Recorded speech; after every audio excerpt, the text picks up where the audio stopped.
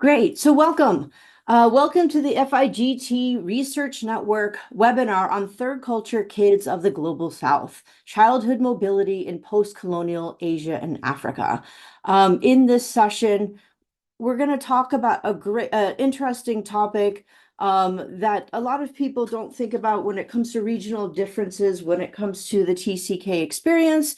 Just to take a little bit of a step back, I want to do a quick introduction on FIGT Research Network. My name is Sarah Gonzalez, and I'm co-director for the FIGT Research Network group. And on the next slide,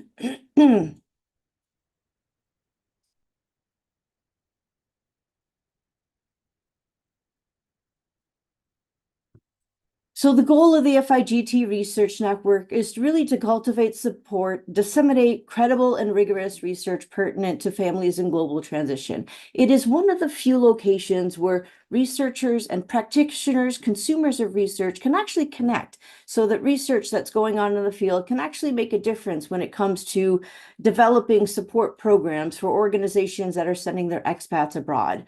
And so with FIG Research Network, we really try to work on a variety of different programs, mainly in this time of digital age webinars, when it comes to highlighting some of the research that's going on in the field.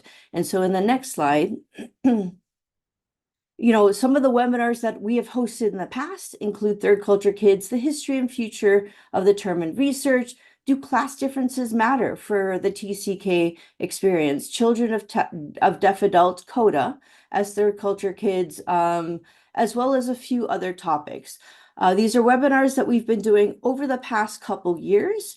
With these webinars, you can view all of our previous webinars on our YouTube channel. So the same channel for those of you that are watching on the YouTube live, or for those that are in the Zoom, can visit our YouTube channel to find the static recordings there. And then on the next slide, we'll show you where that channel is. So to view any of our past webinars, you can go through and go to the YouTube channel to be able to see some of those recordings. I also want to take a moment in the next slide to plug another upcoming program. We're so glad you made it to this one, or if you're viewing the recording or seeing it live. But there is also going to be another talk coming up in March 14th, about Let's Talk from Anastasia Legidi and Debbie Kromlich on the research world for non-researchers. So it's, again, taking the research components and putting it into bite-sized materials that's easy for non-researchers to really understand and consume. So if you want to put that on your schedule, March 14th, that'll be coming up in the next couple months. And then with no further ado, I'm going to go to the next slide to introduce the speakers.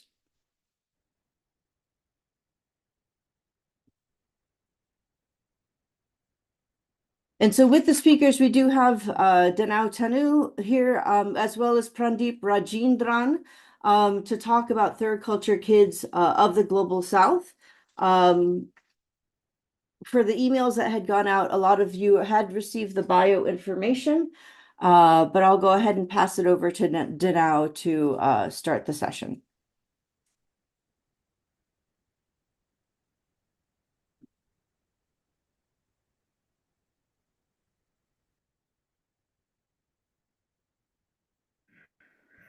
Okay, thanks so much, Sarah. Sorry, I'm a bit lost. So thank you so much, Sarah, and thank you all who are on Zoom here with us and also on YouTube. Those on YouTube, if you want to join Zoom, there's still room, so feel free to join. We really appreciate you coming here, and Pradeep and I have been excited to share about Third Culture Kids with you, Third Culture Kids of the Global South. And so today, as the title and so on, suggests, we want to explore the diversity of TCK experiences, and in particular, we want to focus today on those who move around in childhood and do not have passport privilege or financial privilege. And to do this, we want to we want to take the advice from Ruth Van Raken, who said, don't start with the differences, but start with what we share. and then work through the differences. Because that way, instead of running on parallel lines, we'll be able to find our way back to what we share. And so with that in mind, I'm going to introduce the topic and consider what we share as TCKs. And then Pradeep will share individual stories from South Asia and Africa. And then I'll come back and I will explore why these differences exist and try to bring it back to what we share as a people who grew up in the third culture. And our main aim is to show that when we look closely at privilege or the lack of privilege as a variable in considering childhood mobilities, that can open up new ways of thinking about third culture kids. But first of all, why does this concept of third culture kids even matter? It matters because of what we share, right? So what do we share? We share this interstitial third culture. And some of you may have heard this many times before, but I'm going to briefly explain the term and the history just slightly, because there are many others who have not heard about it before either. We've got actually people from many different sectors today in the audience. So in the 1950s, two American sociologists, husband and wife, went to the newly independent post-colonial India to study how American adults and Indian adults were working together and relating to each other and basically kind of being cultural bridges by crossing culture to work together, right? And then in the 1960s, and they published their findings in the 1960s, and they called this interaction the third culture. And you can see the definition there. I won't read it. But after that, the wife, Ruth Hill Useem, went on to study the children of Americans who were growing up in this third culture, and then published her findings in the 1970s. Now, what she didn't do was study the children of the Indians who are working in this third culture and growing up in this third culture. And so today, what we're going to do is what she didn't do.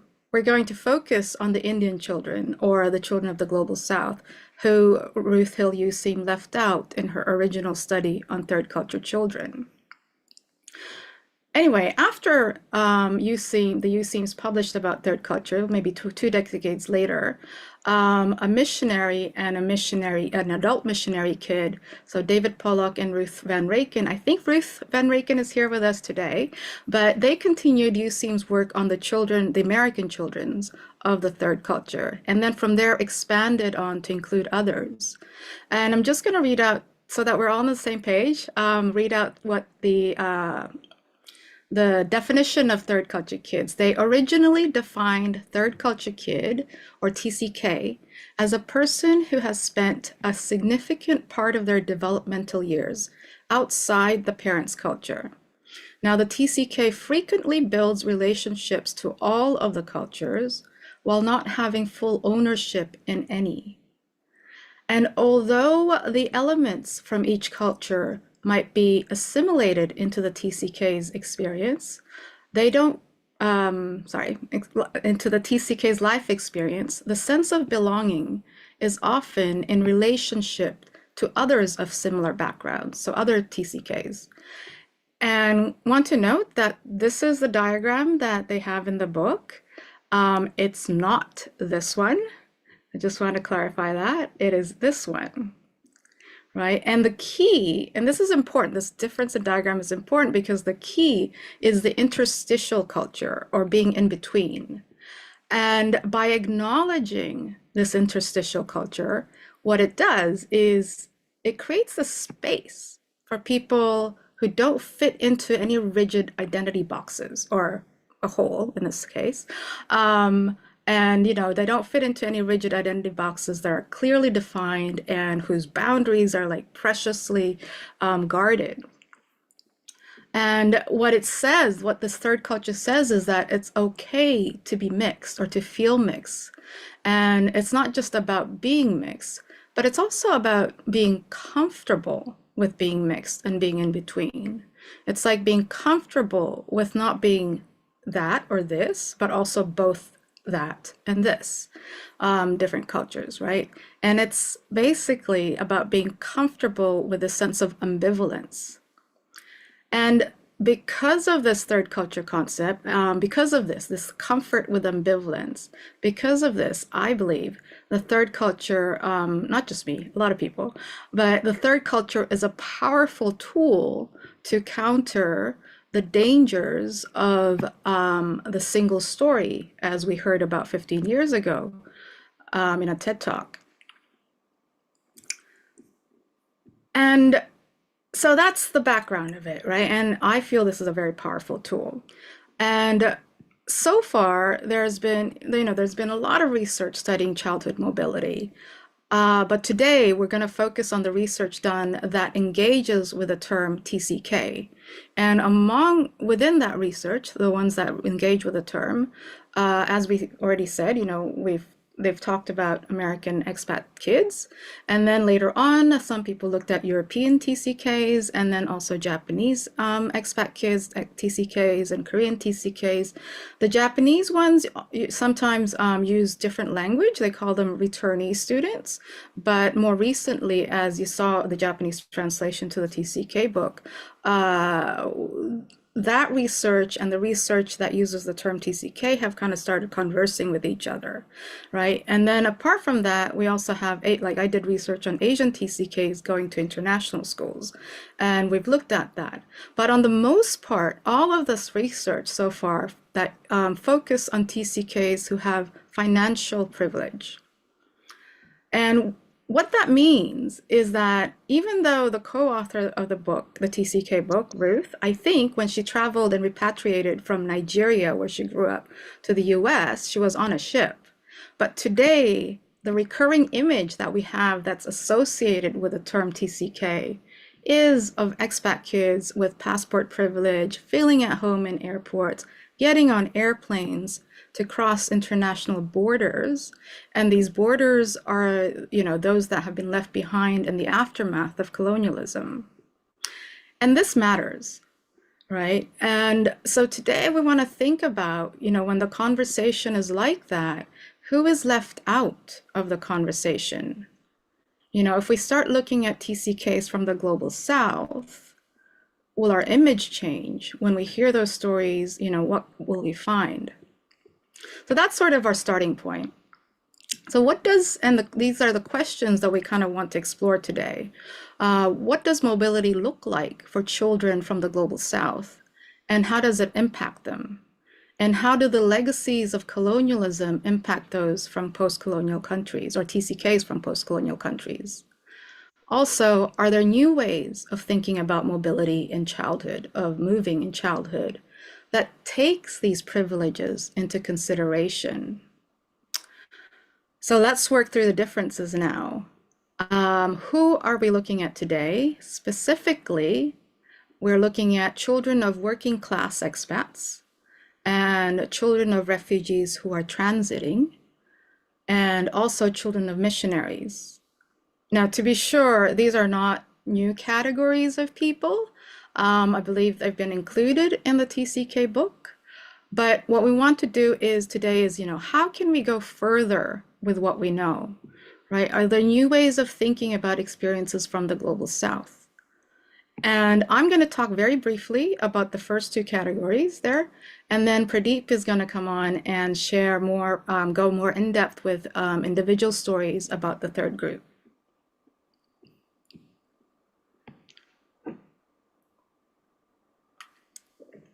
So with the first group, I want to look at children of Indonesian working class expats in Malaysia, specifically Eastern Malaysia.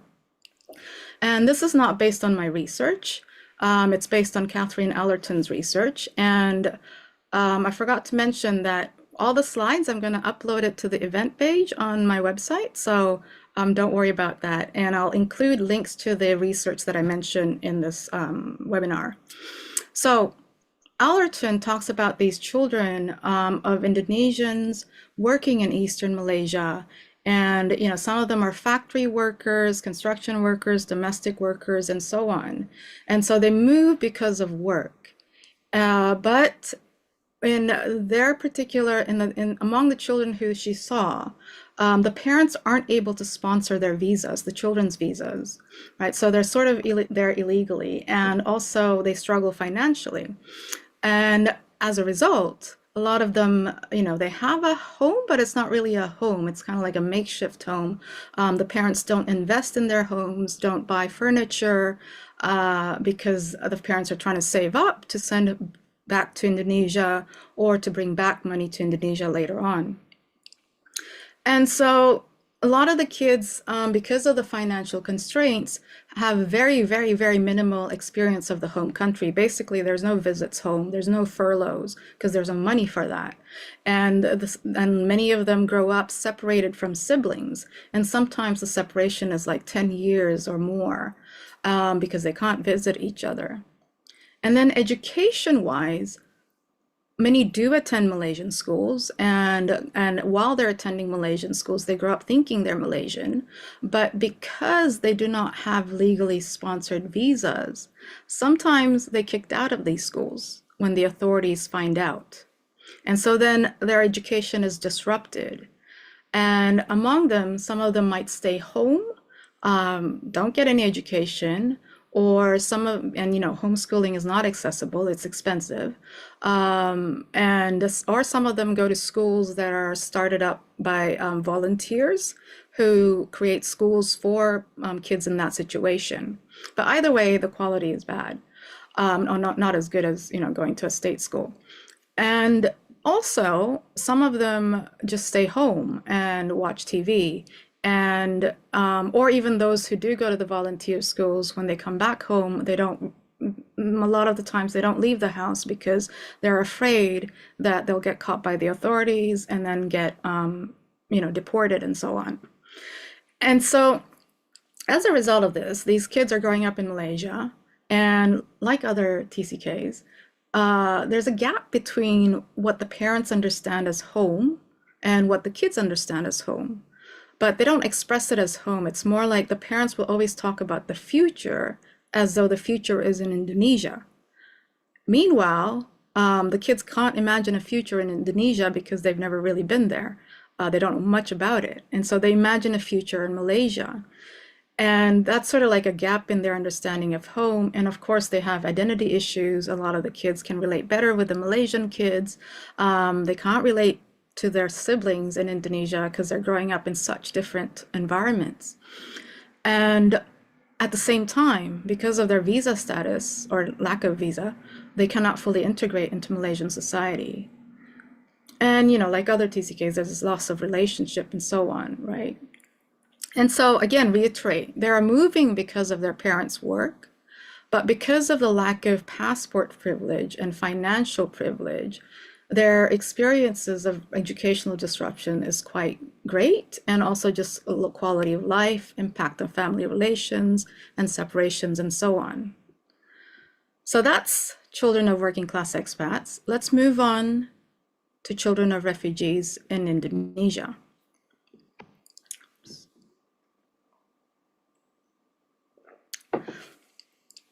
This one is based on my own research in around 2016, and it's from unpublished data from that time. In around 2016, I was doing research on refugees transiting through Indonesia. So Indonesia does not accept refugees, right? So they come to Indonesia to apply for asylum through the UNHCR, which is the United Nations Human Rights Commission office, but they do not they cannot stay in Indonesia. So it's a temporary thing. Now, the reason I want to talk about this is because we often think of refugees as coming from like a war-torn country and then getting resettled in a global northwestern country. And we think of their trajectory as like binary. There's the origin country A, and then the destination country B, and then that's it, finish, simple. But in reality, often it's not that simple. Often it's more like origin country A, destination country Z or Z, and then there's like countries B, C, D, E, F, X, Y, and then they get to Z, right? So I'll give you an example. One young man that I interviewed was born in Afghanistan, But when he was 4 years old, because he's a Hazara ethnic minority persecuted by the Taliban, he fled with his family to Iran. So he grows up in Iran. But in Iran, he's not a citizen. They cannot get citizenship, and they have few rights and are discriminated against. Basically, are stateless. And so, in his official story, he says that in his late teens, he was harassed by the police and got deported back to Afghanistan. And so then their family paid people smugglers to get him to Indonesia to apply for asylum. To do that, the route that he took was that from Afghanistan, then overland, he went to, I think, India or Pakistan, and then they'd process their fake passports. And then from there, he flew to Malaysia. And then he was like in India for a few months, or Pakistan for a few months. And then he'd go to Malaysia. And then there's another month there. I think they might be waiting for the moon to go away. So then in the night, they would take a boat and come to Aceh, which is an island in the northern part of Indonesia. And then from Aceh, they take a bus or a plane to Jakarta and then apply for asylum. And a lot of them will sleep in front of the UNHCR office, like that picture on the left. And the thing with Indonesia is that asylum seeking is very difficult, and many of them stay for many years in Indonesia before getting resettled elsewhere, right? And so this guy was single, but if you can imagine, a lot of the children also go through this. So a lot of the children will be growing up in Indonesia for quite some time, becoming fluent, like the 17-year-old that I met. He was fluent in Indonesian, dating Indonesian girls, but also going to the refugee school set up by volunteers. So my point is that Indonesia is not a destination country, and their trajectory can be quite simple, but we often don't think of them as part of the mainstream TCK narrative. I mean, they're related, but not in that circle. And I'm wondering, maybe there's other ways to think about the refugee experience as well. Maybe they don't repatriate like the expat TCK does at 18 years old because they lack passport privilege. And so it looks as though their experiences are quite different, but maybe there's a lot more similarities than we know or than we've thought of. That's it for now. We might come back to that later, but Pradeep, over to you. Hello, everybody. Just gonna start with telling my story and my experience before I go into a couple of others. I often tell people that I can't um, tell my story without talking about my family. My parents are missionaries. My mom is from the north of the country. My dad is from the south. That's like two different worlds in India. And to make a long story short, they actually worked on a ship. They got onto a ship and they sailed across the world over 40 countries. My sister, then I just showed a picture of my sister. She, then if you can go back, yeah, she was born in Leh in Papua New Guinea when my parents were on the ship. But actually, this picture's in Sudan. There's a beach ship in the back and these camels in the front. I think it's a very, very interesting picture that I show when I tell the story of my family. So that's my sister, and then I was born in Manchester, in England, and so my parents had been on the ship for about 4.5 years, and then I was born, and 6 months later, they decided that we needed to move as a family back to India so that my sister could start going to school. There's a picture of my mom and all these other ladies. You can see it's a very cross-cultural group of women over there. And my sister, I always tease that she's got that head full of hair over there. So so that's on the ship. That's at a port. So we moved to India and and I started to live my life over there. And just to talk about my life a little bit, um, before I was 18, we lived in at least five different cities in five different states across the north and the south of India. And we lived in about 9 to 10 different houses. And every time we moved, what went with us was our books, and that was our treasure. And even the chair that I'm sitting right now is this old antique chair that was passed down by missionaries to my parents. and it's just traveled around with us. It's a little precious piece of what I think is my inheritance with all these books. And and so it was a very natural thing in our way of life to move houses. And we lived out of cardboard boxes. I remember sleeping on beds made of cardboard boxes for some time. And my sister still lives out of a suitcase. Everywhere she goes in the world, she travels a lot. Um, Even at her house in Prague, in Czech Republic, she lives out of suitcase. So on top of that, my parents traveled a lot for work, and we traveled with them. That was a decision that they made, not to put us into hostel, but to have us with them, especially when we were growing up. And this is how I got to see much of the country, much of India. So then when we moved from England, we moved to a place called Lucknow in the Hindi heartland. It's in the north of the country, and the language spoken there is Hindi, of course, but it's among 10 to 15 other different languages. They're known as the Indian Aryan languages. My parents were on the mission on this mission compound in Lucknow. It was referred to as the base, and there were people from all over the world there. There was every kind of nationality present. There were West Indians, all kinds of Europeans, missionaries from the Americas. There were Koreans, Sri Lankans, Papua New Guineans, Filipinos, Indonesians, Singaporeans, Australians, New Zealanders. Everybody was there. All of these people living together, working together on the base. And some of them have naturalized, still live in India. Even here in Bangalore, where I live now, I bump into some of them a few times. And so this base, like I said, the reason it was called a base was because the trucks would be serviced here. The reason it was called a base was trucks would be serviced here, and they would bring resources. They would bring missionaries, vehicle parts, Christian literature, basically from Europe. The trucks would come overland from Europe through the Middle East and into Asia and to this base in Lucknow. And if you were not Indian, it was a rule. I think it was a rule. I've heard that it was a rule that you had to come overland by on the trucks. And of course, apart from carrying everything that the missionaries needed and the missionaries themselves, it was mostly used to carry books and Christian literature for distribution in South Asia and in India, especially in India.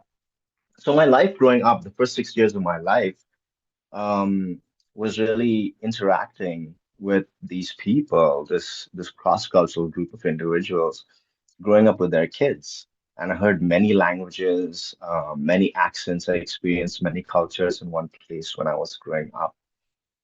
And there were already missionaries from older mission organizations and agencies that were on the base before this new generation of missionaries, including my parents, showed up. And the base was actually the summer palace of one of the Muslim kings of the region. And historically speaking, that region is many civilizations stacked up on each other like pancakes. And we saw and experienced this rich Indian heritage in our everyday life. And to add to the complexity, I went to kindergarten in La Martiniere Boys College, which was set up by the French, right?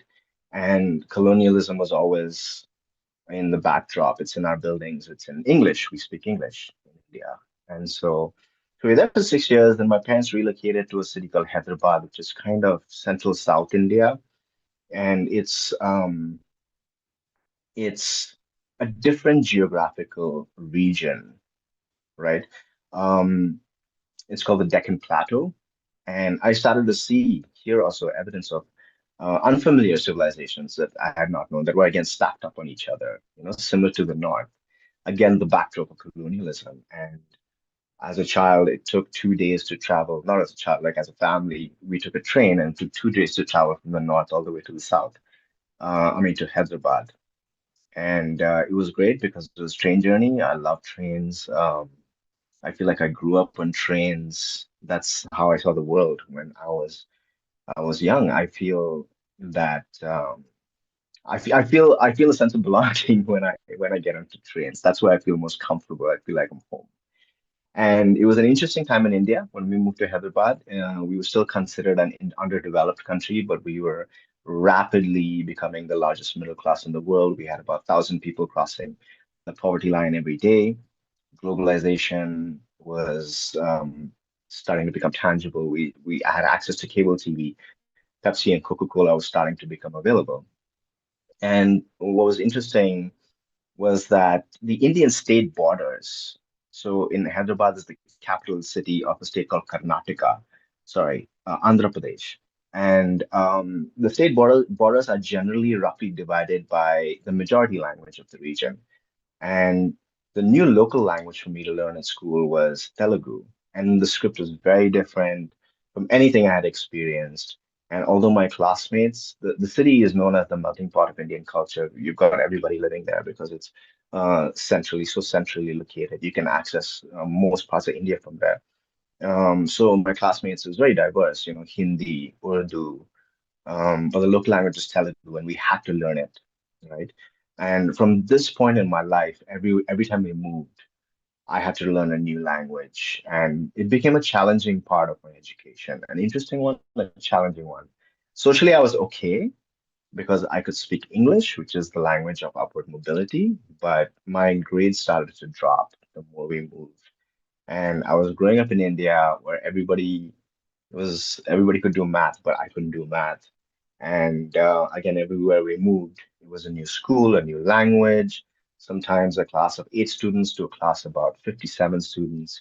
Every state had a new curriculum. My teachers had to put a lot of extra hours in with me to get me up to date on the new language and how it worked. And this was hard, even though sometimes they helped me cheat on my language exams just to pull me through to the next class. And and then the last move we made before I was 18, that was exceptionally hard. It was the deep south of the country. There was almost no English or Hindi or any other languages that I had kind of become familiar with. And there was a lot of pressure and expectation to know the language and to use the language. I was 16 years old, and it was very, very difficult to navigate that. Um, but even a few years earlier, at 14, 15, I had started to try to retrace my past, to try to return to the places that I thought that I was from. And looking back, I realized that there was already a sense of loss. Um, I went to see a friend of mine, Divya, who I had grown up with. She and I had been inseparable. We were the best of friends. And the decision to leave that town, Hyderabad, was made while I was visiting a different city. Um, I think I was staying with relatives or just visiting my uncles. And instead of returning home to that town, I was sent directly to where we were moving, while my sister and my parents packed our things up and boxes and shipped everything to this new place. So I never got a chance to say goodbye to Divya, but I often would imagine returning back there and seeing her. And I wondered what things would be like, whether things would be the same, and whether it would be easy to just pick up from where we left off. And when I finally got there, it took a moment for her to recognize me because we had both grown so much in the last few years that had passed. And although we sat in a room and we talked for hours, it just wasn't the same. Our lives were very different now. And at one point, she expressed what I thought was anger because I had suddenly just left. And she had come home to see me, and my parents were just they were very kind to her, and they explained to her that we were moving, we were going, but I was not home, and we never got to say goodbye to each other. And maybe 25 years later, maybe about a year ago, when I was thinking about some of these things, I realized that she actually hadn't been angry, but she had been expressing grief. So that's part of my story. And a couple of the other stories that I wanted to touch on, me and Danau were we were in Kenya last year, November, and we got to spend some time with some of the adult missionary kids growing up there. And some aspects of the story was so remarkably similar to what I had been through, or what a lot of missionary kids with my experiences, similar experiences to mine, have been through. And one of the MKs we met, adult MKs, was Ezekiel, and he grew up within Kenya, but like me, in many different places, various geographies, the backdrop of colonialism. He lived in the desert where his parents were evangelizing to the Muslim people in the area. He moved to the mountains and remembers struggling with the cold. He speaks of losing his heritage language. When he moves to the mountains, he's not living with his parents anymore. He's living with his grandmother and extended family. And his grandmother would tell him different things, and he says that he would draw a complete blank, and he would tell her that, I don't know what you're saying, and she didn't understand what he was saying, so she didn't know what he was saying either. So it was just an interesting situation, and he kept moving. There was no provision for kids like him, education that accommodated mobility. Homeschooling was too expensive. It was hard just being in school because he was growing up in remote areas. His education was constantly disrupted due to moving. He had to repeat the fourth grade about 4 times, and eventually he graduated from university very late. His parents worked. This is an interesting story. His parents worked for the same organization as this white expat missions family that lived across the street. But they had their kids. For their kids, they had their tutors flown in. And he remembers that they had toys and they even had pets, but he didn't have access to that kind of homeschooling. And he and his brother had to go to a local school where they had to write the alphabet in the sand with a stick. And eventually, when they were able to do that, then the teacher would cut their notebook into and give it to both the boys so that they could start to write in the book. All right. And as an 8-year-old, Ezekiel's question when watching the white expat family across the street was confusion about the differences between their families. And he didn't, his question was, didn't their parents all serve the same God? All right. So that's a bit of his story. And then there's the story of Eunice, a young woman who grows up in Nigeria, in the Muslim part of Nigeria. Her parents were from the Christian South, and she gets sent to hostel at the age of 8. Eventually, she moves to Kenya for middle school and for high school, and she studies law. And she studies law, and she thinks that she's going to be able to approach the bar in Kenya because her professors tell her that she can. But midway, she realizes that Nigerians can't approach the bar. And so there's a bit of a tumultuous period. And eventually she moves back to Nigeria. And there she has to study two kinds of law, unlike in Kenya. One kind of law that governs the Muslims in the north, and the other kind of law that governs the Christians in the south. So then it's very interesting because everywhere she goes, she has to prove her citizenship. She has to carry her passport because people don't believe that she's Nigerian. In Kenya, she's looked on with suspicion because of the stereotypes that people have about Nigerians. And in Nigeria, they can't believe that, she's one of them and one of them, whatever that means. So I was a part of the workshop with her. We were on a workshop together, encased in the majority world, and she was sharing the story. And even as she narrated it in her soft-spoken way in the public forum, someone in the audience said, "Speak louder, like a Nigerian." And she just went quiet when she heard that, because again, that's just the pressure and the expectation. So. It was very interesting. So those are the three stories, my story, and then these two stories that I wanted to outline. Thanks so much, Pradeep. And just for the audience, apart from Pradeep and my name, the other names are all pseudonyms to protect privacy. Thanks for those stories. And I have a question though. When we first met at a TCK conference just about over a year ago, you kept talking about how it's difficult as a missionary kid, which, is a subgroup of TCKs. You talked about how it was difficult to be both Indian and Christian at the same time. Could you sort of share a bit about that? Sure. So this is something that I started to think about just in the last few years. Um, from my early 20s, I started to travel the country, trying to understand my own sense of belonging, my own identity, and I started to realize I don't really have a culture of my own. I don't have like a deep Indian identity. I don't really speak any Indian language. And it was interesting because people who heard my story, when they asked me where I'm from, they thought that I was truly Indian because I'd lived in all these places, and then my mom was from the north, and my dad was from the south, and all that kind of stuff. And although I felt really Indian, the sense of belonging was really shallow, you know. So so I was struggling with all these ideas, and I started to struggle specifically with what it means to be Indian and Christian at the same time. being Indian, being Christian at the same time, because Christianity in India, it looks and is culturally very different from what it means to be Indian. Christianity in India is largely very Western. The churches, the symbols, um, the way we use the cross, it's all resemblant of the imagery that the European colonizers came with. For example, the East India Company, their symbols, they incorporated crosses. And today, even when we sing songs in churches, there are songs that are sung with an American accent, right? So I feel like it's stacking of different civilizations. There's the Portuguese, the French, the English, the Dutch, and then with globalization, there's this Americanization of things. And I hear it in the way we speak in church, in songs that we sing. So people in India may respect Jesus, but they are often suspicious of Christians who are thought of as a community with a goal to convert. And conversion in India is seen as a force that is used to destabilize Indian culture. Okay, so for example, my landlord, he invited me to his shop on Hindu festival, and he had kept some sweets and fruits for me.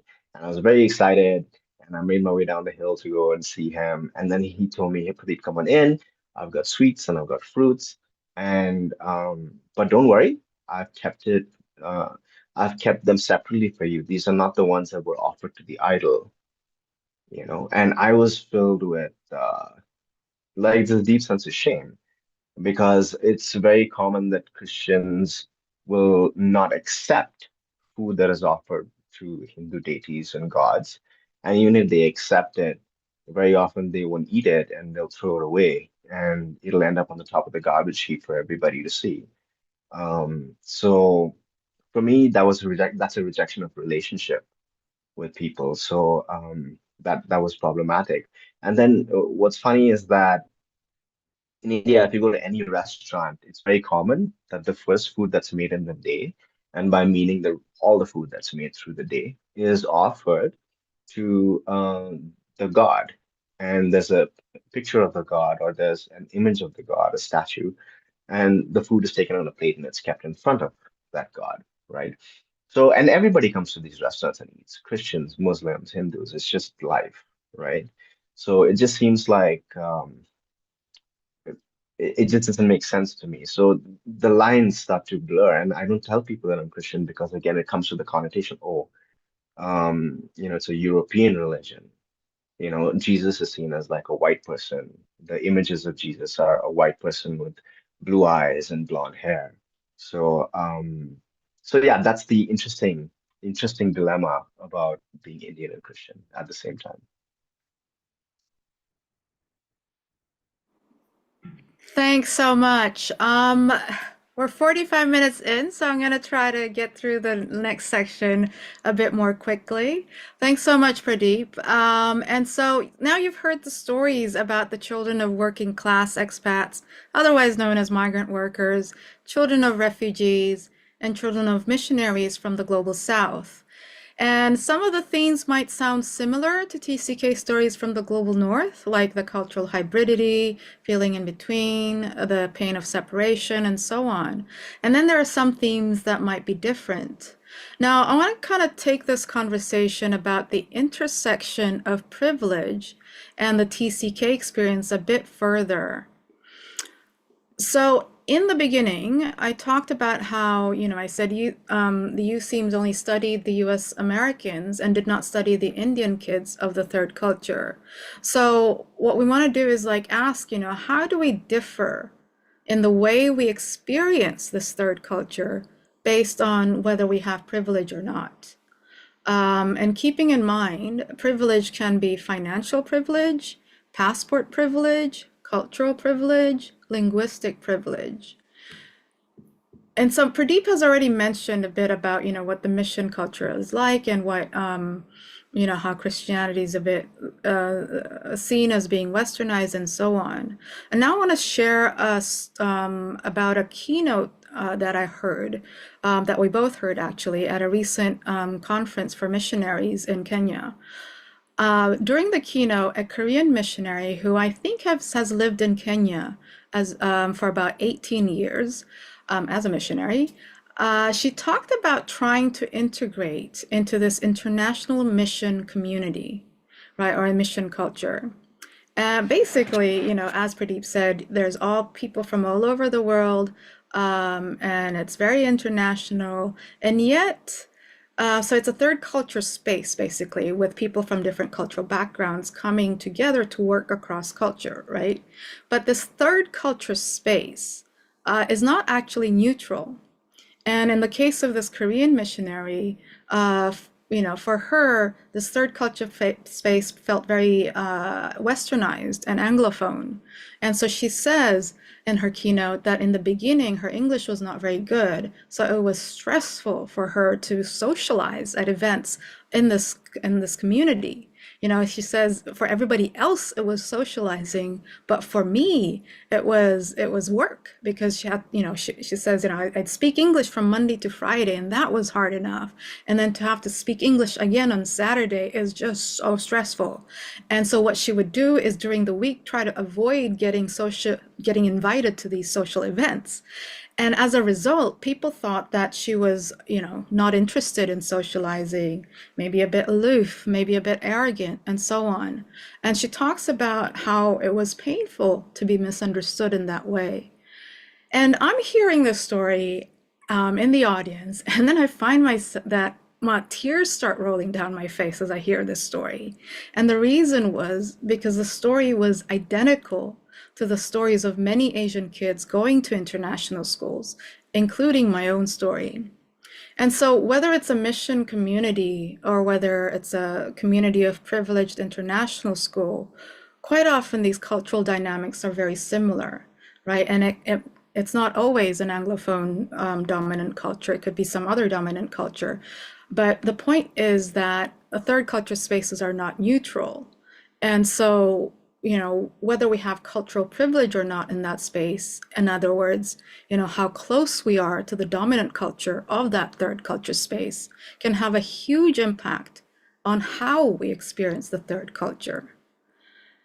So if we extend that argument then to think about, about third culture kids, how can we apply the understanding of cultural dynamics within the third culture on understanding the third culture kid community itself?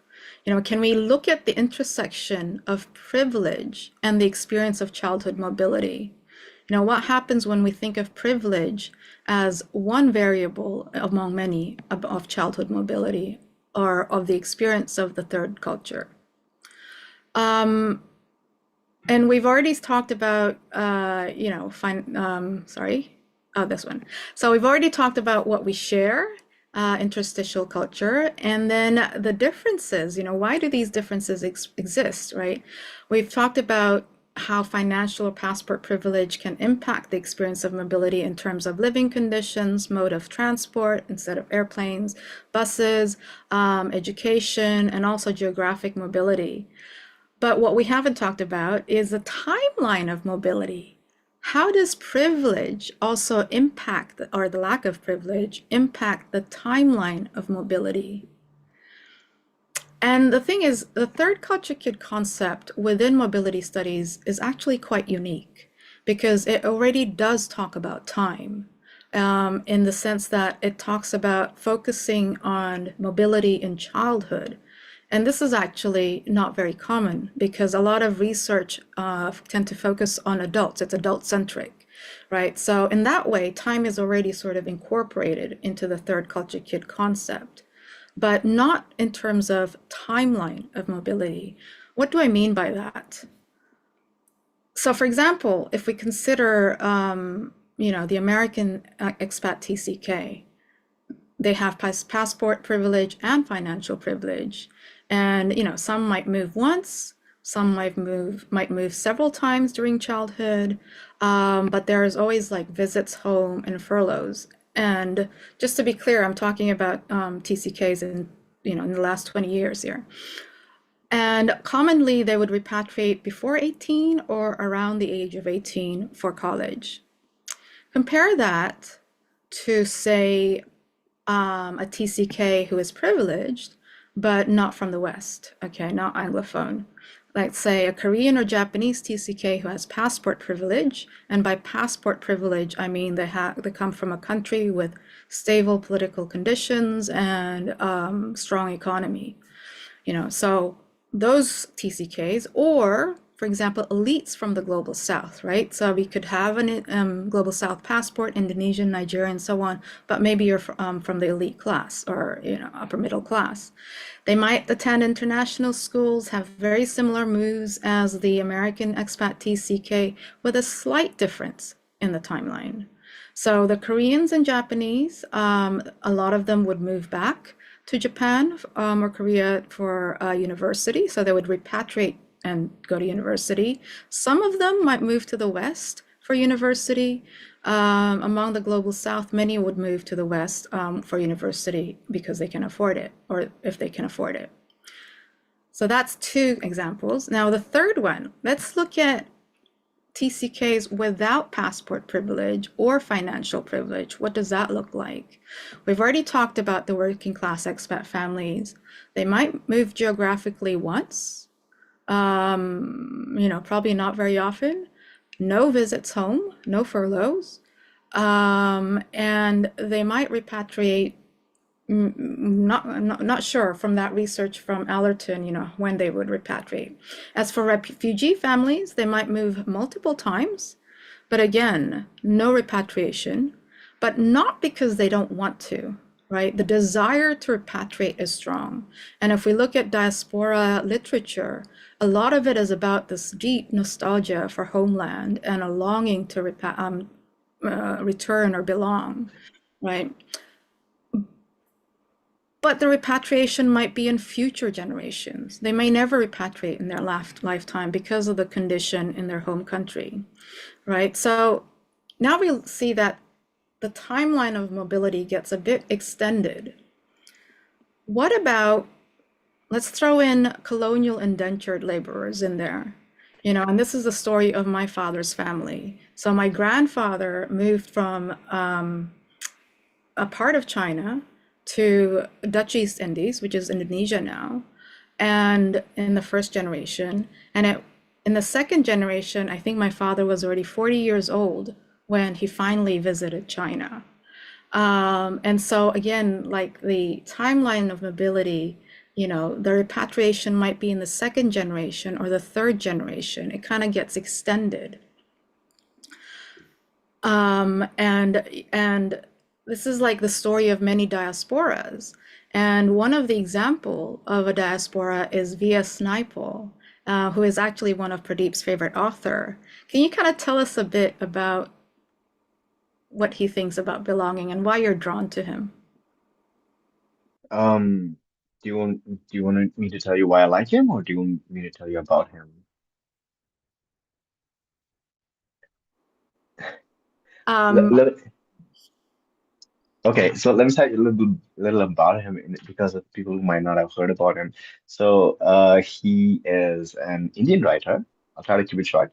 He's an Indian writer, but it depends on who you're talking to because he's got a British passport. So, the British claim him too. But he was born in Trinidad. His grandfather moved from the north of India, not too far from where I lived in Lucknow, to as an indentured laborer during colonial times, right? And so, 3 generations later, Naipaul, he makes the journey back to India and he's fumbling in the dark. He's looking for his sense of identity because his own sense of restlessness, his own sense of rootlessness. And he describes this in many books, in all of his books actually, but the one that really catches me is called An Area of Darkness. And he's talking about India at the time when he says area of darkness, and he's very criticized for this book. But he's also talking about his own experience, trying to find who he is and where he comes from and where he belongs. He writes in the end about the return to his village, the village of his ancestors, where his relatives live, and he's never met them before, and they come wailing to him. They haven't seen the family. It's like in India, everything happens in community.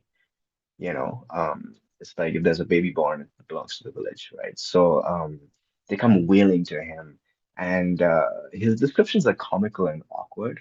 Um, and but it's very interesting. So he becomes emotional when he sees all this happening. He becomes emotional, And in the scene, the village and the people, they're foreign to him. He doesn't know who they are. He's never seen them in his life. Um, and he expresses a feeling of just wanting to get away. Um, so that's a little bit about the excerpt of the book. Yeah, I'll stop there now.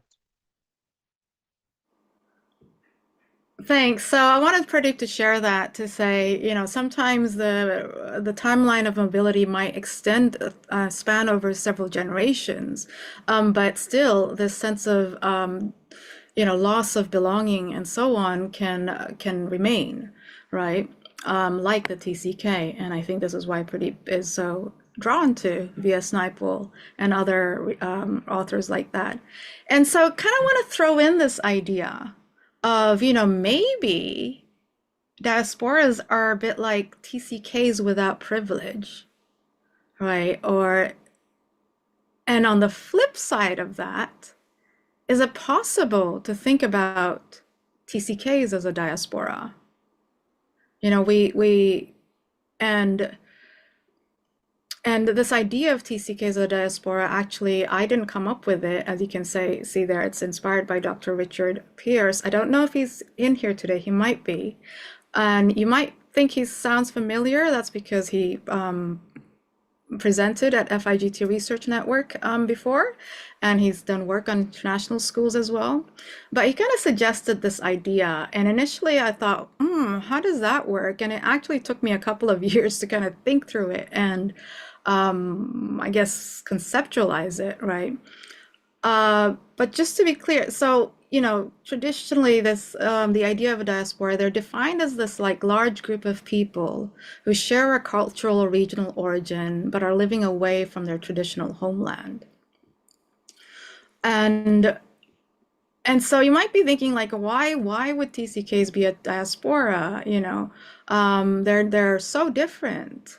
But one of the things that Richard told me in an email recently is that one of the things about diasporas is that they take their culture overseas with them, right? And there's a sense of like integrating, but not completely with the host country.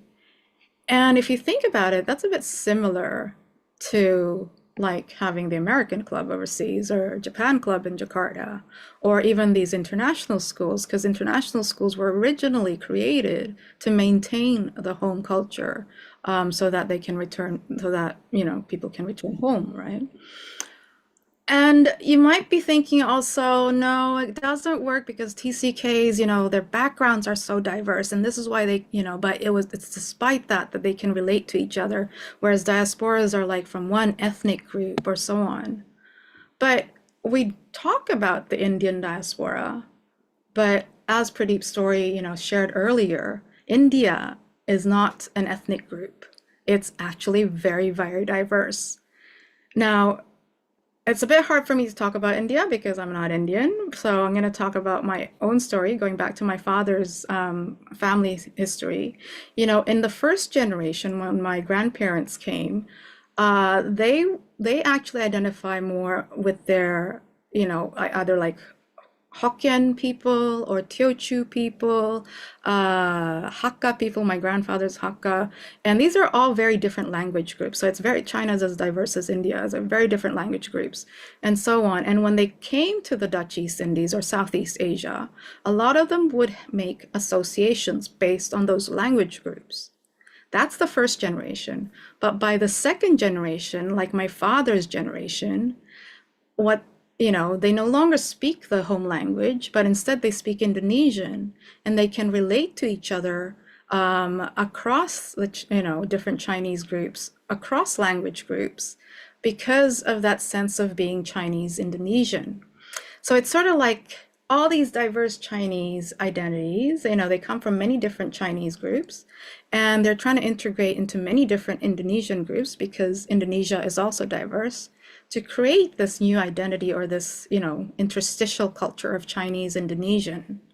And then over time, because there's a lot of Chinese Indonesians, maybe they feel comfortable in that, and then it becomes an identity. And this is actually kind of similar, if you think about it, to the third culture kid concept, because the first culture is many different cultures, and the second host culture is also many different cultures, but they come together and feel a sense of belonging with each other despite those differences, right? So again, is it possible to think of the TCKs as a diaspora? And you might still be thinking, no, they're like so different, you know, such different groups, but like, why? Why do we have different languages? It's a bit like, you know, if we compare the expats and the migrant workers, we use different languages, but both groups actually move for work, right? And the difference is that financial privilege. And so we could say, instead of expat, middle class migrant workers, or instead of migrant workers, working class expats. And again, you know, so coming back to TCKs and diaspora, maybe we could say that the diaspora is like TCKs without passport or financial privilege. And then we could also talk about the TCKs as like a diaspora that historically has privilege, maybe. And so you might be asking, like, what is the point of all this? Are you trying to change the terminologies or something? Maybe, maybe not. But what we are trying to do is to get us to think, you know, how does privilege intersect with the TCK experience? Like, really think about it. And it might feel uncomfortable to do this, and you might be thinking, but the whole, you know, the third culture concept is not just an identity box. It's much more than that. And I totally agree with that. You know, it's much more than that. It was created to counter the danger of the single story. It was created to counter the, you know, identity boxes that have rigid boundaries. But unless we seriously address the impact of privilege on the way we experience the third culture and childhood mobility, then we're kind of going to end up like this. Like TCKs is going to kind of end up like another box, an identity box, you know, that, you know, with a particular image of, you know, jet setting, so on. But really, we need to remember that the TCK, the third culture concept, is a lot more than that, right? It's about overcoming that us and them sort of difference and being comfortable with not having clearly defined boundaries, being comfortable of moving to and fro, being okay with being mixed and so on, being comfortable with that feeling of ambivalence. And so, yeah, that's the strength of it. It's a powerful concept because it kind of suggests that maybe we're not as different as we think we are, right? And if we can sit in that discomfort, maybe this conversation about what we share can go even further. You know, are there new ways of thinking about the third culture and TCKs? Are there new ways of bringing the global North and the global South experiences of childhood mobility into like a common space so that we can think together about it? Are there new ways of thinking about differences and sorting through those differences so that we can build on what we share? Thank you. Thank you so much all for bearing with us for over an hour. We're gonna move on now. Oh, and also 恭喜发财, 新年快乐. It's a Lunar New Year, so for those of you who celebrate. Moving on to Q&A. For those in YouTube, watching on YouTube, you could come in and join us on Zoom because we have quite a lot of spaces left. That way you can like speak. Otherwise, you can join through YouTube by posting in the chat and also in Zoom. And just to remind you that this is being recorded on YouTube and it is publicly available. But anyway, these are the different ways you can participate. We're going to open up for discussion, Q&A, comments, anything. I'll hand it back to you, Sarah. Yeah, so we do have a few questions that have already been coming in either through the chat or through YouTube. I'll start with the YouTube question. So Michael Pollock asked, can you share, this is specifically for Pradeep, can you share more about singing hymns in an American accent? Is that literal or figurative? Okay, so I don't know what the difference is between literal and figurative. Um, English. So, okay, for example, we did a camp for missionary kids last year, and one of the guys who, an MK like me, he composed a theme song, and it was a beautiful theme song. It was really great, but he was singing it in an American accent, so I told him, "Can you try singing it in an Indian accent, in your normal voice, in the way you speak?" And he tried, but he couldn't do it, yeah, because of the way the song played. So I hope that answers the question. So that's just all praise and worship in churches like that.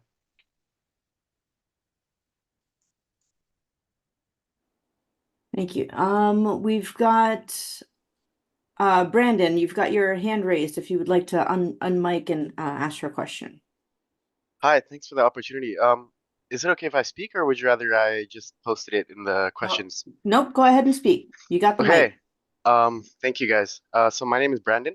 I'm very interested and also quite familiar actually with the topic of third culture kids. I wrote my graduating project for my bachelor's degree about sense of belonging and identity in third culture kids, of which I referenced Danau Tanu's work probably more than 100 times in it. And so currently I'm doing my master's at the University of Indonesia, and I'm writing my thesis. The topic of my thesis is the role of international schools in facilitating expat families. So I would like to hear your opinion on this, Ms. Danau. How important is an established international school in a developing country in the context of like attracting, multinational companies and foreign direct investments? So, for example, my time span specifically in Indonesia is from 1950 to 1970, as it covers two waves of expat influx, which is in the early 1950s when Indonesia began diplomatic relations with many nations, and they first established embassies in Indonesia, and also the late 1960s when government policy opened its doors to foreign investments. So I want to know, how significant do you think the role of academic institutions is for third culture kids moving to, you know, other countries? Thank you. Do you mean the impact on the kids or like on the investment? I think you mentioned investment earlier. Yeah, so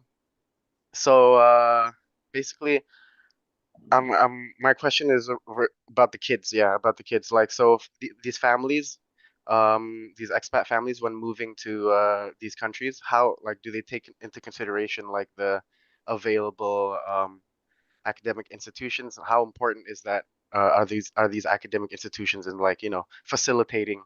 Um, Yeah, I feel like you know more about this than I do. My guess is it's very important, because it has a profound influence on their future earning abilities, and so on.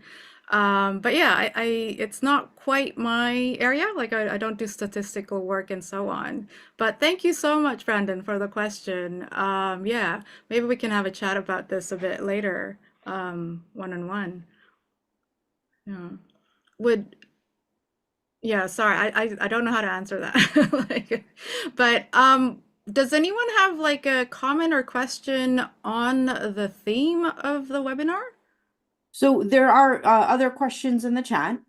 So I do have another question here from Jessica. Listening to all of this, I think, oh, well, hold on. Okay, so the question is from Jessica. Thank you for the topic. It's really important to kind of understand this population. I wrote some of this in her PhD chapter about refugee and migrant girls and their life writing in the context of CCK research. So her question is, in the webinar, you use the term TCK specifically and not CCK. Can you explain more about that choice? Regarding the use of TCK rather than CCK. Yeah, so this webinar is very much coming from feeling like uncomfortable with using different terms for these different, groups. And for those who don't know, there's actually, never mind. Yeah, so in the book, they talk about CCKs and TCKs, and refugees and everybody else is in this cross-cultural kid group. Whereas the term third culture kid is kind of reserved for uh, kids who grow up moving around with passport and or financial privilege. And that has always bothered me for like over a decade now. And that's sort of why we did the webinar. And it bothers me because there's so much research out there about second generation migrant kids and so on. And, even being second generation migrant is, it's not as simple as, like I said, going from A to Z, A to B. There's a lot of people who do repatriate, go back and forth, and so on. But often when I read the many dissertations, master's theses about TCKs, the ones who use the term TCK, it's almost like they don't dip into all this other research.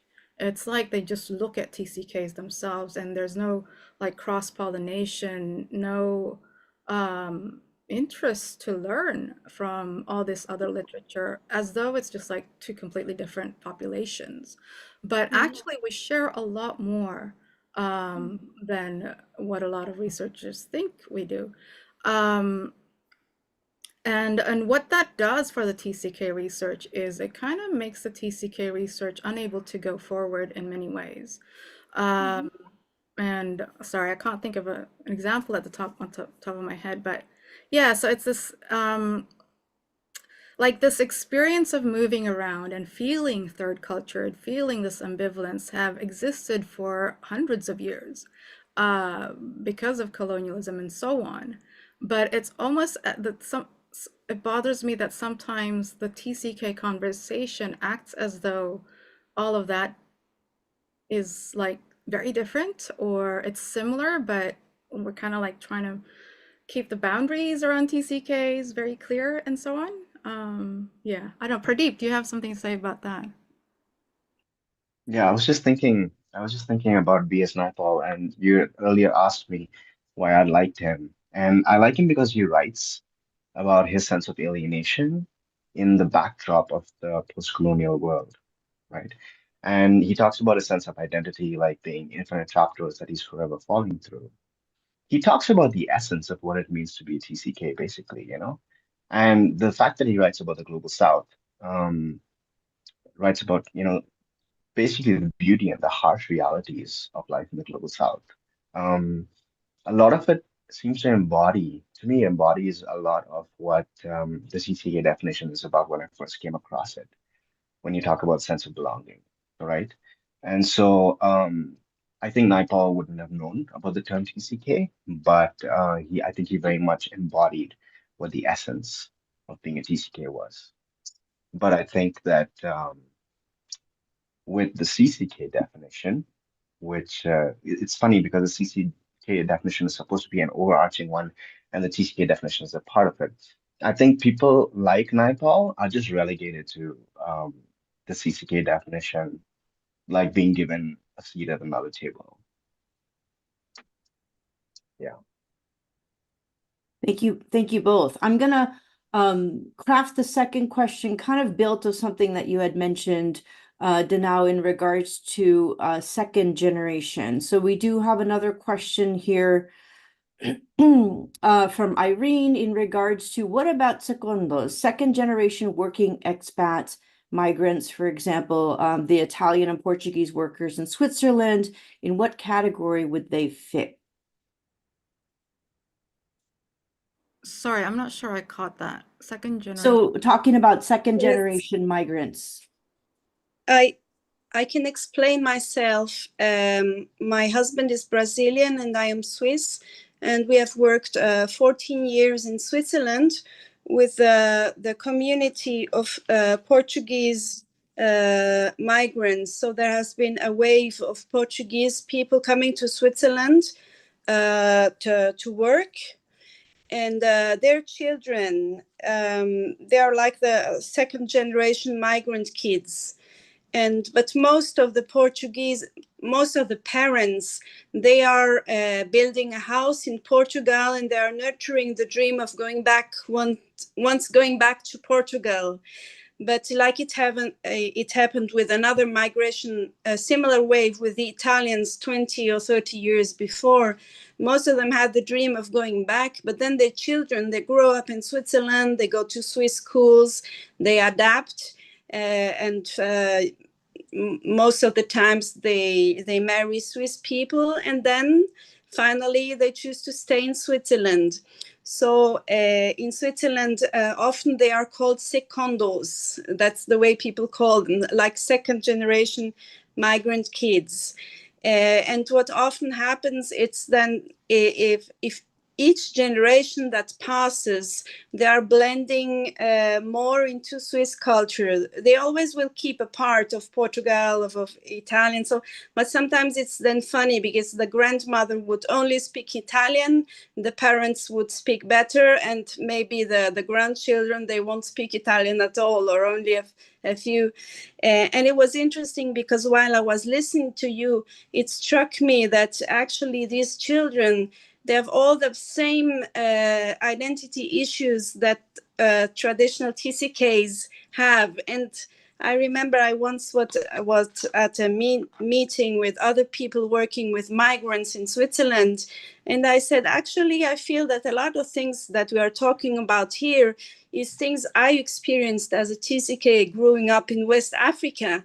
And then somebody said, no, but nowadays we use another terminology. Nowadays, this is called CCK. I don't know. It doesn't matter to me which is the right terminology, but it struck me listening to you, the different testimonies you gave, that this is also a category, these working migrants in Europe. And it's interesting because in Switzerland nowadays we have 25% of foreign people living in Switzerland. So the mixture of cultures is huge. It's incredible, and it's also something interesting to observe. And like you said, the degree of cultural adaptation depends very much on which nationality. Some of them, they adapt very easily, very quickly, and others they will keep for generations over generations. They would keep their cultural heritage. Yeah, so it was more about telling and sharing some experiences that it made pop up in my mind while I was listening to you. Thank you very much. Yeah, thank you so much, Irene. Yeah, it's pretty much, that conversation, that little snippet. You said, no, but they're CCKs, not TCKs, like that. That's sort of the kind of the start of why we wanted to do this webinar. But, the term TCK, as I understand it, maybe Ruth can speak for herself, but was not created to create, to make these divisions. But somehow it's become this point of like, no, they're CCKs, no, we're TCKs. It's somehow used in a way that was not intended. And so that's sort of like what the heart of this webinar is about. Yeah, thanks for sharing that. And I also didn't have time earlier to say that, even with the Chinese Indonesian diaspora, some might struggle with identity, others don't, right? And I think one of the things is that when there's so many with similar sort of experiences, somehow that becomes an identity of its own. So now you've got like a Chinese Indonesian box where, originally it might have been like a third culture space. Now it's like that it is sort of collectively third cultured, but as individuals, they feel a sense of belonging to each other. Don't question it because there's so many of them. And I feel like, at some point, possibly the TCK idea might become like that as well, when, a lot of people know the term, and, can find each other more easily, and they become comfortable in that. Then they start saying, yeah, no, this is TCK, no, that's not TCK. And so it's this evolution of something that was created for good to counter the danger of the single story becoming part of that another single story. That's sort of like what the heart of the webinar is about. Yeah. Thanks. Anyone else? I can't keep up with the chat, so. Danau. Go ahead, Yeah. Michael. Yeah. Okay. This is so good, and I'm so appreciative of the work that you guys have put into it. I uh, as I as I sit and listen, sometimes it's difficult because I'm like, yeah, that's been part of the conversation, or no, I don't think that's the correct characterization. But what I think is essential is what you're doing in asking the questions. Um, where are we? Where are we going wrong? Where do we need a course correction? Um, where have we been in the past that has perhaps marginalized or left out people who who ought not to have been? Um, and you and I have talked about this quite a bit with the struggle between practitioners and researchers, right?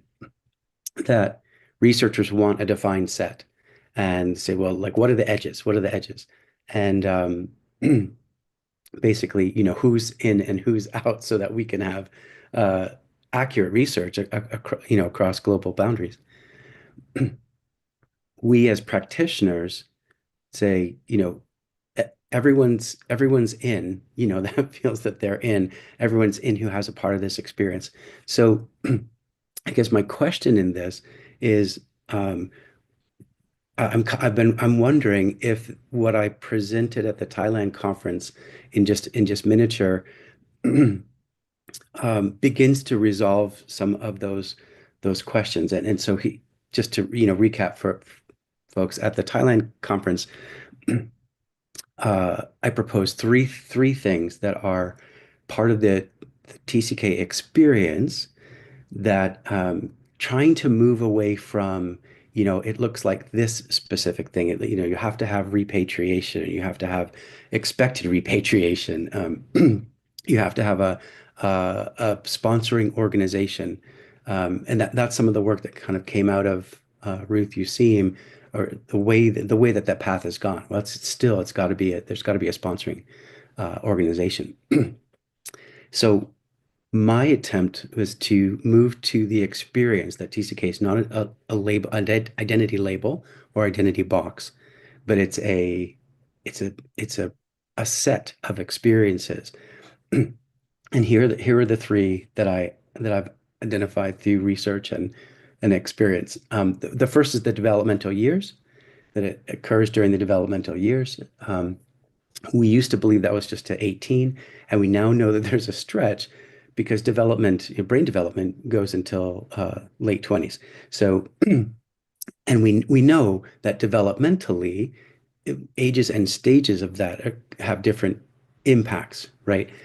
All the research says, a high cross-cultural move during the adolescent years is the most negatively impacting, right? Most negative impacts. And we know that younger kids with language and etc. So there's still work to do there, but that I think so during the developmental years, that's one. The second is the cross-cultural piece, and that according to Ruth Useem, it's um, it has to be an exchange, right?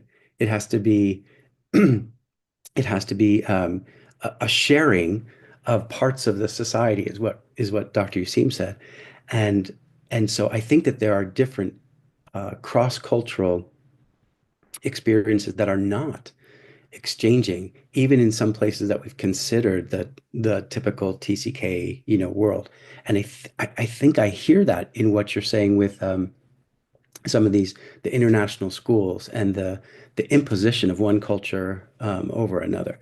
So that is really worth looking at. But at the heart of the TCK experience, number two is there's cross culture and there's exchange, both sides bringing pieces. And then the third thing that I identified, which I think is, I feel like is the most, has been the most helpful, is significant disruptive change. And we've used the word high mobility. And even in the book, the third edition, we said, there's a chapter why high mobility matters. But what bothered me about that was the people who experience significant disruptive change who don't have a geographical high mobility. So my classmate at Rift Valley Academy in Kenya when I was a kid, Ellen Chege, who she just came from, her dad pastor's house, to the school. That is not what we're talking about with mobility. But her life was constant disruptive change with best friends, with teachers and mentors. And then she also had the losses, the change from her own community where she would have had more connections, but because she was embedded in this international, school, she lost those. So I think it begins to cover some of those other issues. So the question in this is, one, as we move forward with that, one, does that strike, this is my question, does that strike a chord, and does it begin to clarify what the experience is? And I'll just say this with I think CCK is a helpful category, but I think that's what's generally different, is that it doesn't, a CCK experience does not contain the significant disruptive change. So I'm supposed to be asking questions. So my question is, do you feel like does that begin to shape and help to delineate the TCK experience from the CCK experience without imposing privilege? Yeah, I think that's does privilege not enter into that with those three elements? And would that be helpful? Yeah, that's my question. I'll respond first, and then maybe Pradeep could add what he thinks as well. But for me, for me, the main thing is how do you say it? It's sort of like American. When we think American, there's this image of like the all-American girl who is, blonde, blue-eyed, so on. And then everybody else is hyphenated, right? We don't say European American, even though they are, or, so it's sort of like that ends up imposing privilege or hierarchies, I feel. And it's sort of like that where the expat TCK don't get called expat TCK when they are expat TCKs. A lot of the descriptions are based on the expat TCK stories. So they're the traditional original TCK. And then you got the domestic TCK that is, the traditional origin is like the all-American, right? Whereas the other ones get hyphenated or have a different label altogether. And so for me, that's part of the thing that bothers. Because the third culture experience for me is that ambivalence, that mixture, being in between and being able to move in between and being okay with it. It's always uncomfortable, but like being okay with that. And that third culture experience has been around for a long time. And I feel that's not acknowledged enough. So I was in preparing for the webinar, I was rereading the third edition of the book. By the way, for those who don't know, Michael is the third author of the book, the TCK book. And I was reading it, and there are parts where like, oh yeah, they do say this. And then there are parts that kind of, it was painful to read. And those were the parts that I felt like did not acknowledge that the expat TCK, American TCK experience is not new. It is one in among a long line of stories Um, I don't know, like, does that make sense? Or I could go into more detail, but I'm gonna let Pradeep add to that before adding on. And I know Saun wants to ask a question, and then Timocho as well. Hey, okay. So I was thinking about what Michael was saying. First of all, a general comment is that the TCK narrative seems to happen through the Western gaze, and it's really the global North looking at the global South, right? So when I read Naipaul, who's been writing from the 1930s, talking about ambiguous feelings, when you look at Homi Bhabha, who's an Indian writer who writes about the third space, you know, um, there are different people who've written about this kind of phenomenon, this kind of thing. That's my first comment.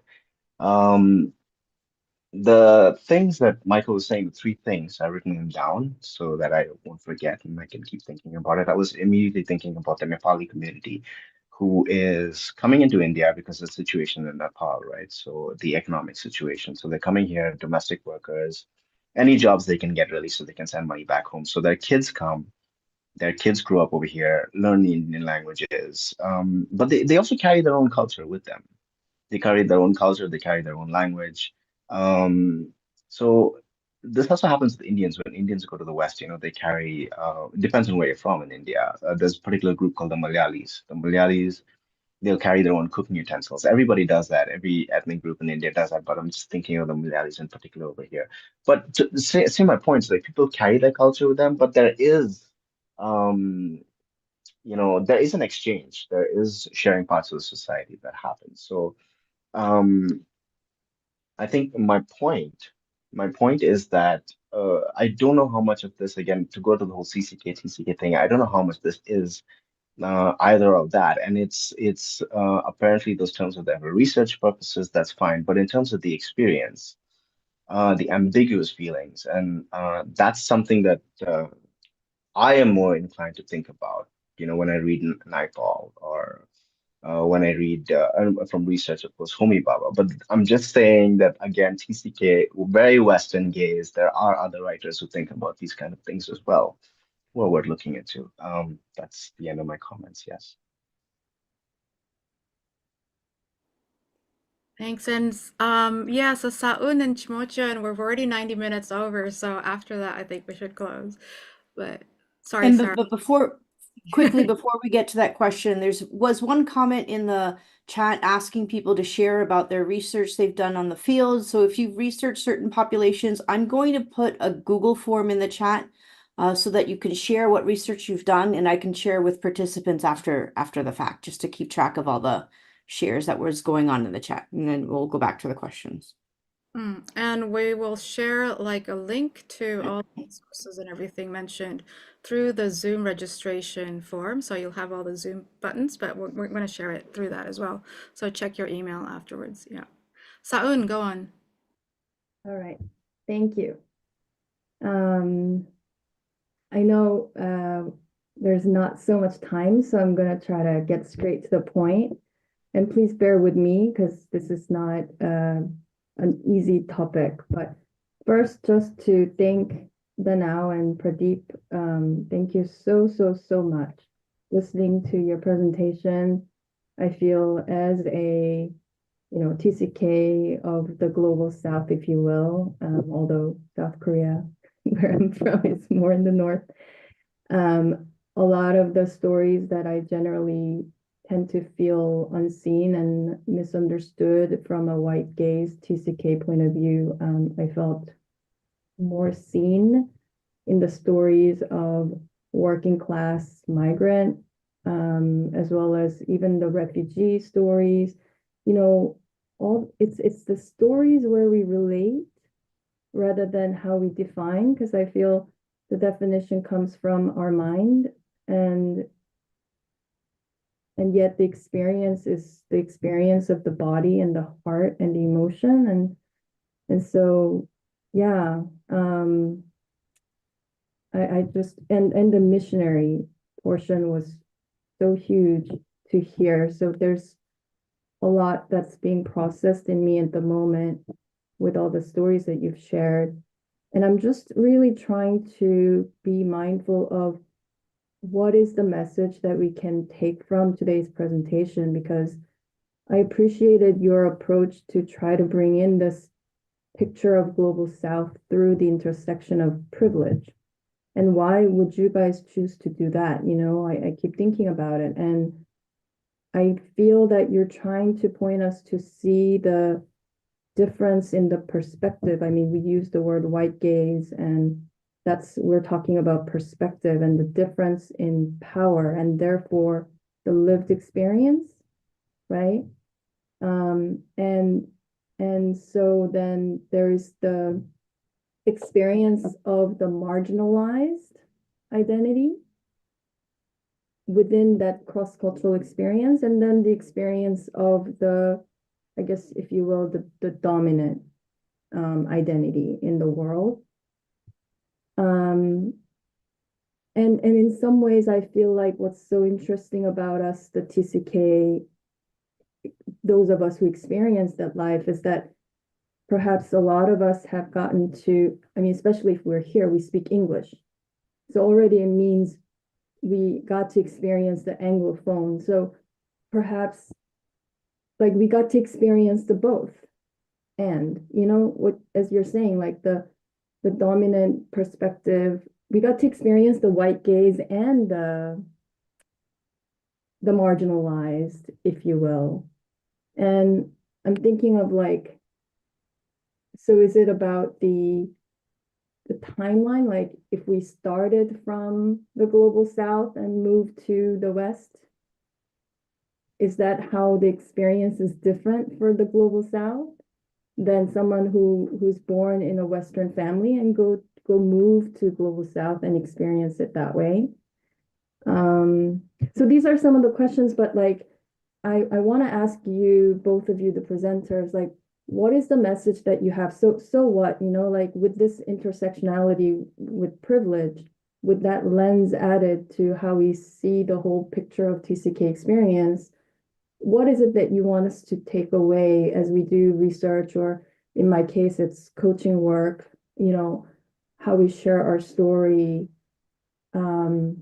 Yeah, what is like the key message for us here? And if I can add just slight layer to that same question is, I loved that word privilege, and I feel there's a spectrum to it.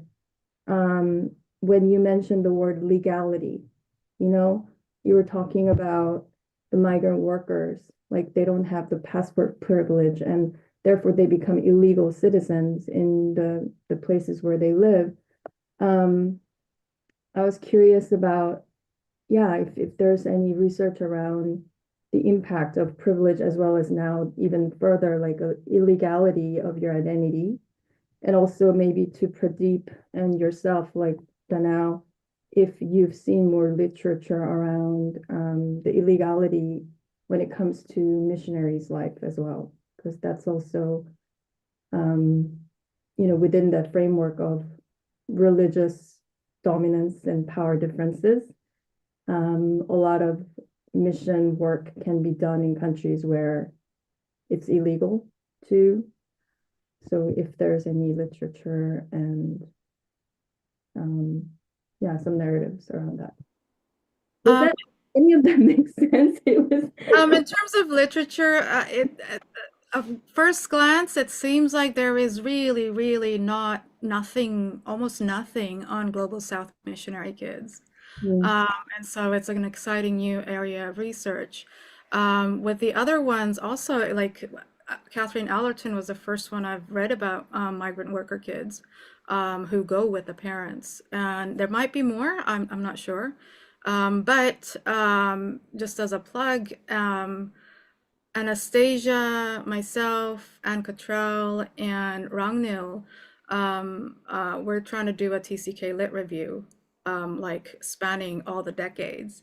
And it's been delayed, very much my fault. Sorry, Anastasia, but that's coming up. So we'll know more about it, you know, maybe in the next year or two when we get to work on that. But in terms of like the main message, for me, I don't know what it is for Pradeep, but for me is like this, I keep thinking, you know, why do I have to keep talking about the TCK term? Like, I've dealt with my own identity issues, like, well, I can just move on and do other stuff. But I keep getting drawn back to it. And it's that, you know, because I remember how healing it was to encounter the term. You know, I knew about Asian Americans and second generation stuff, but it was a TCK term that brought a lot of healing. And so there's some sort of like it's there's something powerful about it. And I've been thinking a lot about what it is that's powerful about it. And I think it's that focus on that ambivalence, right? And that, you know, countering the, like, it's about countering the danger of a single story. And so it pains me to see when people go, oh no, that's CCK, no, this is TCK, you know, when like really TCK is part of CCK anyway. That kind of, you know, whether it's intentional or not, it's almost like we have this thing that can counter the us and them, but then we're trying to create a box around it, you know. But if we intentionally try to be aware of this and not create a box around it, this term can be like so much more powerful in the world. It's not just in this little TCK corner, but, you know, with everything that we're seeing, everything being polarizing, everything is about us and them, whether it's in the US or the Middle East, so on. But we have this thing that can kind of overcome that. And it's like, what can we do with it? So that's sort of the heart of, for me. Pradeep? Hey, yeah, I have so many thoughts. I'm trying to organize. So, number one, Danau's right. There's not a lot of literature. There's not a lot of written stuff available for Global South MKs. This is the only one. Um, in the probably 90, no, early 2000s, it was published. It's just a story. It's stories. It's not stories. It's articles by missionaries, mission leaders about missionary kids. There's one article by, there are a couple of articles by MKs as well. There has been nothing written so far. I haven't found anything in the Global South. One second. Can you see me? Can you hear me? Sorry, I had a problem. Yes. Okay. Yeah. So there is no writings. Long story short, there is no writings. One of the reasons that I haven't written anything because I'm contesting with the term. I have troubles with the term. I have trouble with the term MK because a missionary kid, the term missionary, like I was saying earlier, it's a word that is looked down on in India as a colonizing force. It comes with colonialism. So missionary, missions, those are words that need to be need to be rethought. So obviously, missionary kid is a term that needs to be rethought, and we're in the process of trying to rethink that. And also, the MK term is also known by only a set of privileged few. A lot of missionary kids or children growing up in Christian ministries, churches, missions, they don't know about the term MKs.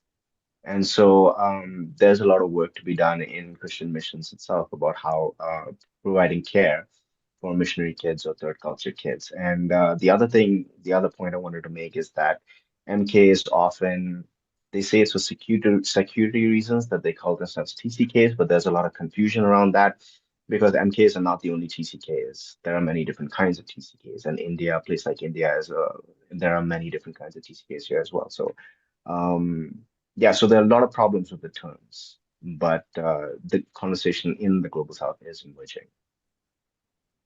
Me and Danao are trying to write a book, which is a collection of stories, a compilation of stories by um, missionary kids, for lack of a better term, missionary kids growing up in the Global South. We're still getting the stories.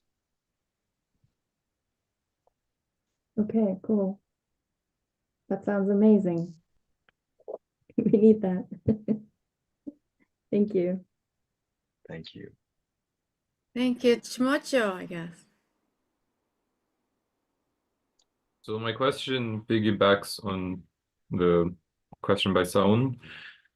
It has to do with language. I was really interested at how the experience of the participants in the TCK conference of not being not seeing English as using English as a language of connection, but as something that brought work with it.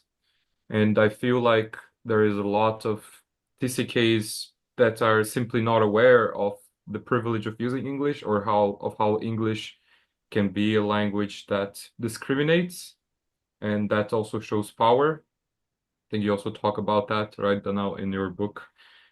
And so my question then is, how can TCKs use English or language in general as a tool for connection more than discrimination?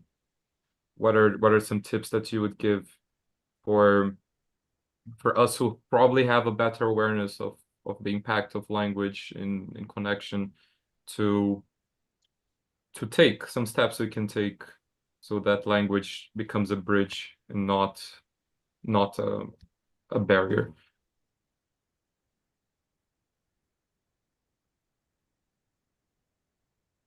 You want to go first, or shall I go first? Go ahead. Yeah, that's a great question. I think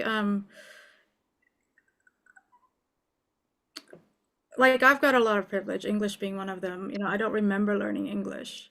I didn't learn English when I was a kid, but I don't remember learning it. And one of the things for me is like that's a position of privilege. You know, so I am able to say things or speak things or raise issues in spaces that others cannot. You know, so raising issues about language in English dominant spaces. You know, somebody who speaks it as a second language might have a hard time doing that, but I can do that. And I remember, you know, now I can speak to anyone, you know, also it's partly age, I guess. But when I was younger, when I spoke English to somebody who was white, I'd just start stuttering. Because I've had so many experiences where I'm not taken seriously. And so then I just get nervous already, especially if I don't feel like they, you know, can see through the fact that I'm Asian. And so I remember that. Now it doesn't happen anymore. Like I know how to, you know, hold myself and so on. So yeah, so it's like speaking up, and there's been experiences where in, you know, even in TCK conversations, when we're trying to focus on like in the Asian experience or the non-white experience, and then somebody might come in from England or it doesn't matter where, you know, and they'd talk about the white TCK experience. And all the Asians in the room who were hosts and facilitating didn't quite know what to say without seeming rude. But Tanya Crossman, who is a white Australian TCK, kind of spoke up and said, hey, look, you know, the stories are great, but there are so many other spaces to talk about that experience. This time we're kind of concentrating on the Asian layer of the experience. And so she spoke up for us when we couldn't say anything because it was difficult for us. So yeah, in that way, speaking up or, you know, raising issues. Pradeep, did you want to add to that? No, that was pretty good. That sums it up. Yeah. Thank you, everyone. Sarah, over to you. But yeah, really appreciate everyone. There's still like 35 people here. It's amazing how you've stayed close to 2 hours. Thank you so much for this. It's been a great discussion. But yeah, Sarah, over to you. Yeah, so thank you again for everyone for joining the session. The recording will be available on YouTube, so if you missed something or want to rehear it again, there's a lot of great literature that was shared. I, again, for those that are in the Zoom room, did put in a link to share your research so I can then share it with the group in regards to those that have recently done research, so we can kind of share more stories and share more research within the field. Again, thank you guys for coming in attendance. Don't forget, we do have the next program coming up in March for understanding research for non-researchers. So please add that to your calendar and connect with us if you have any questions. Thank you so much for joining us today. Yeah, thank you. Thank you so much. And, you know, it's the start of a conversation, so it's not like this is set in stone or anything. Anything we've said is not set in stone. It's the start of a conversation. Yeah.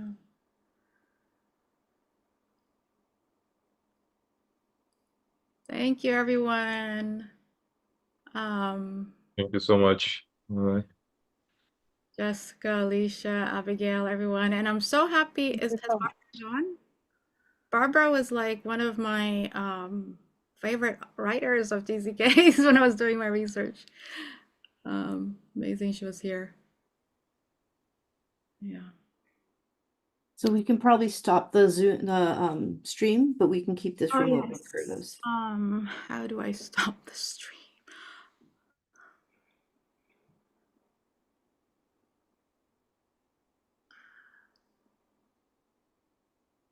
Okay, I think it stopped. I totally forgot to press recording on Zoom, so we don't have a Zoom copy.